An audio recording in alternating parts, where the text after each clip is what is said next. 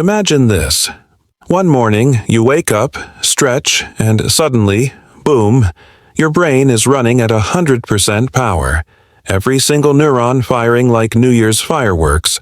Would you turn into a superhero genius? Or would you accidentally short-circuit yourself like an overheated laptop? Okay, let's unpack this wild idea. First, there's a huge myth floating around. The idea that humans only use 10% of their brains. It sounds cool, but it's not true. Brain scans show that we actually use all parts of our brain, just not all at once. Different areas light up for different jobs: memory, movement, language, emotions, even remembering that one embarrassing thing you said in 5th grade. So, in reality, we're not running on 10%. We're more like a super efficient office where everyone works in shifts instead of all crowding the printer at the same time. But what if, for one crazy day, your entire brain clocked in simultaneously? Every neuron, every circuit, firing non-stop.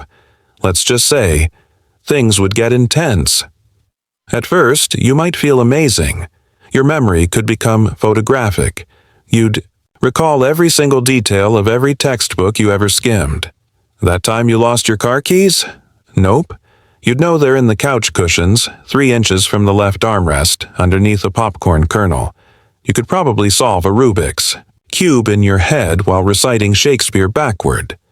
Not bad, right? Your body's fuel. If you cranked it to 100%, your body would basically turn into an all-you-can-eat buffet for your brain. You'd need thousands of extra calories per day just to keep thinking. Forget superpowers. You'd be scarfing down pizzas like a competitive eater just to stay conscious. And then there's the problem of noise. Brains aren't designed to run every system at once. It would be like turning on every app on your phone, blasting music, GPS, camera, flashlight, and TikTok all at the same time. Overload. You wouldn't get crystal clear thoughts. You'd get static. Memories, emotions, random song lyrics, childhood crushes, all smashing into your head at once. Instead of pure genius, you might end up stuck in a loop of Baby Shark while trying to calculate quantum physics. And let's not forget, neurons communicate using tiny electrical signals. If they all fired at once, your head could literally seize up. That's what a seizure is. Too many brain cells firing uncontrollably together. So the whole 100% brain power thing? Yeah. It might look less like Einstein solving equations and more like you collapsing on the floor while your brain screams, "System error." But, okay, let's play nice with the idea. What if your brain somehow could handle the load smoothly? You'd have insane pattern recognition. You could instantly spot connections no one else sees, like predicting stock market shifts or solving crimes Sherlock Holmes style. You might even control body functions usually out of reach, like slowing your heartbeat or dulling pain. In theory, you could hack your own biology. That's about as close to a superpower as real life gets. The downside? Overthinking, literally. You'd notice every detail around you, from the buzzing of lights to the faint smell of your neighbor's cologne 3 apartments over.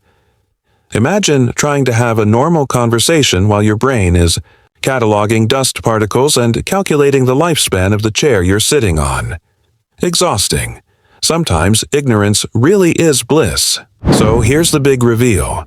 Using 100% of your brain power at once wouldn't turn you into a superhero. It would probably fry you like an overloaded circuit. Our brains are already optimized to work in specialized teams, passing the baton back and forth. The truth is, we don't need to unlock more brain. We just need to train the parts we already use. In other words, you're not secretly sitting on a mental Ferrari engine waiting to be unleashed. You're already driving it, just smartly, one gear at a time. So next time someone says, "We only use 10% of our brain," you can smile and say, "Actually, if we used 100%, I wouldn't be here talking to you. I'd be face down in a pizza box." And that's today's thought experiment. What do you think? Would you want to try 100% brain power, even for 5 minutes? Or would you rather keep things balanced and avoid the meltdown?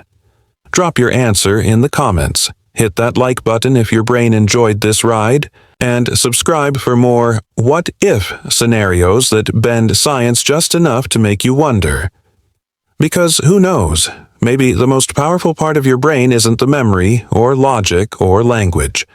Maybe it's curiosity, and you're already using that at 100%.